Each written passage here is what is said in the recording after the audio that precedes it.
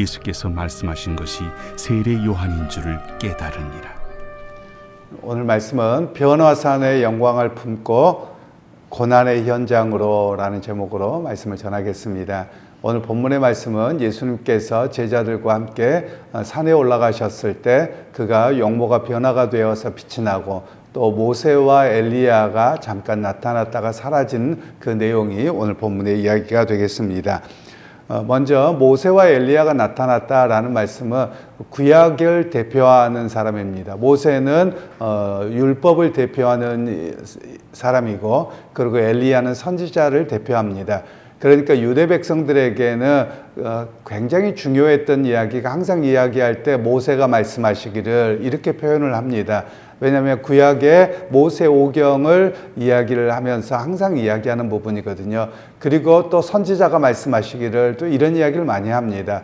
그런데 이들이 사라지고 예수님밖에 없었다는 것은 이들은 그림자였다는 것이죠. 그러니까 모세나 엘리야가 다 누구를 향해 있느냐 하면 예수께로 향해 있고 그리고 예수 만났고 하나님의 음성이 들려 있죠.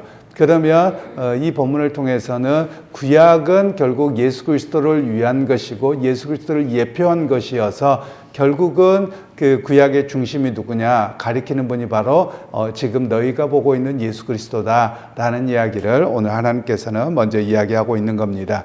그러면서 베드로는 어떤 이야기를 하냐면 여기 있는 것이 좋사오니 여기에 하나 초막을 주님을 위해 하나는 모세를 위해 하나는 엘리야를 짓고 여기에 있겠습니다. 이런 이야기를 하게 되었는데요. 그때 그가 바라보았던 것은 뭐냐면 현재적 영광, 황홀경 이 자체에 머물러 있겠다는 것이죠. 물론 이 본문 앞에 예수님께서 십자가의 고난을 이야기하셨는데 가기 싫다는 거예요. 그냥 최고의 자리, 은혜의 자리만 그냥 여기만 영원히 있었으면 좋겠습니다. 이런 바람이 베드로의 바람이었다고 볼 수 있겠습니다. 그런데 오늘 우리가 기억할 것은 하나님께서 이런 특별한 은혜를 경험하게 하신 이유가 무엇인가를 잘 알아야 됩니다. 은혜를 경험하는 것은 결국 안주하는 것이 아니라 하나님의 말씀에 순종하여서 그 은혜를 붙들고 삶의 자리로 가야 되는 겁니다. 그런데 우리는 은혜의 그 자리에 머물려고 하고 있거든요. 그러니까 은혜 그 자리에 머물러 있는 것이 아니라 그 은혜의 경험을 가지고 삶의 자리로 가서 삶을 이겨내야 되는 그런 모습이 바로 우리 신앙의 모습이라고 할 수 있는 부분들입니다. 그리고 이제 결국은 이제 그 모세와 엘리야는 사라지고 예수님만 남고 하늘에서 음성이 있게 되어지지요. 그러면 이 본문을 통해서 또한 이야기하는 것이 유대 백성들이 계속 바라봤던 시선이 어디냐면 모세의 율법이었거든요. 그러니까 항상 그들이 이야기하기를 앞에 말씀드린 것처럼 모세가 말씀하시기를 또는 모세의 율법에 매번 이런 이야기를 했거든요. 그러니까 그들의 시선이 율법에 있었는데 다 사라진 겁니다. 그래서 이 본문을 통해서는 우리에게 누구에게 시선이 머물러 있어야 되느냐? 예수께 머물러 있어야 된다. 이런 이야기를 우리에게 말씀하고 계시는 겁니다. 그리고 이제 예수님께서 그 제자들이 예수님에게 물어보는데요. 서기관들이 엘리야가 먼저 와야 된다 그랬는데 주님 그러면 뭐 어떻게 된 겁니까? 이렇게 이야기를 하지요. 그에 대해서 예수님께서는 엘리야가 먼저 왔다. 그 엘리야가 누구냐? 세례 요한이다 라고 말씀합니다.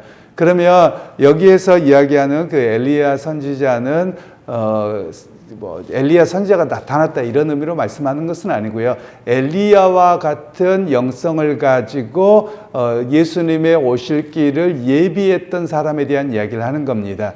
그래서 이 세례 요한이 엘리야와 같이 광야에 살면서 그리고 회개를 이야기하고 예수님의 길을 예비했던 사람이다. 이런 이야기를 말씀하고 있습니다.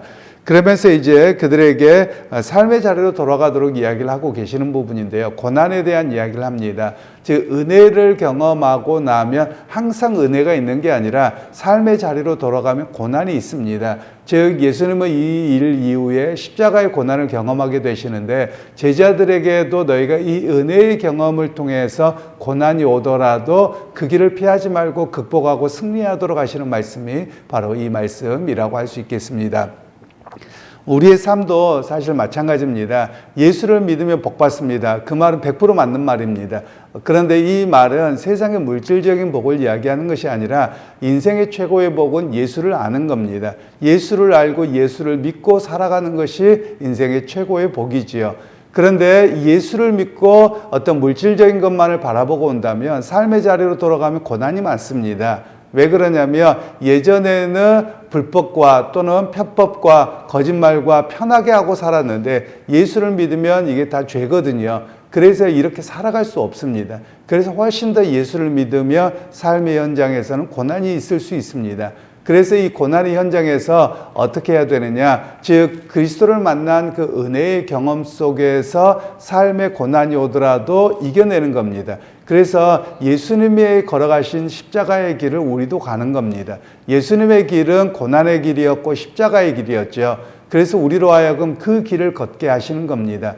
여러분 그러기에 믿음의 현장은 교회당이 아닙니다. 믿음의 현장은 또 은혜를 경험했던 기도원이나 그 자리가 아닙니다. 믿음의 현장은 삶의 자리입니다.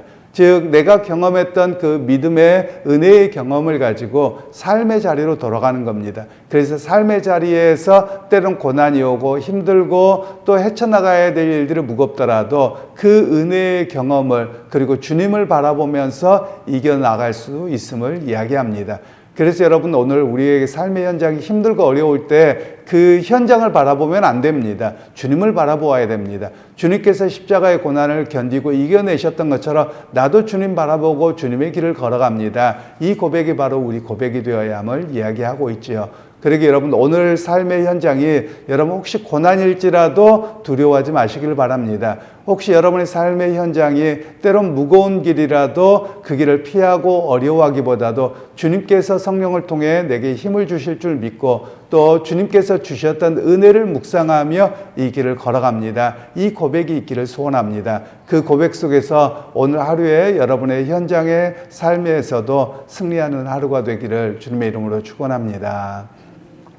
하나님 오늘 또 우리에게 은혜 베풀어 주셔서 주의 약속과 소망을 바라봅니다. 오늘 주님의 말씀을 통해서 우리가 은혜의 경험을 가지고 삶의 현장에서 주님 바라봄으로 승리하게 하여 주시기를 원합니다. 하나님 때로는 흔들리고 때로는 무겁고 또 때로는 두려운 삶의 현장이 올 때도 있지만 거기에 좌절하지 않고 주님을 바라보게 하시고 주님의 인도하심을 기대하고 오늘 하루도 승리하는 모두가 되게 하옵소서. 예수님의 이름으로 기도하옵나이다. 아멘.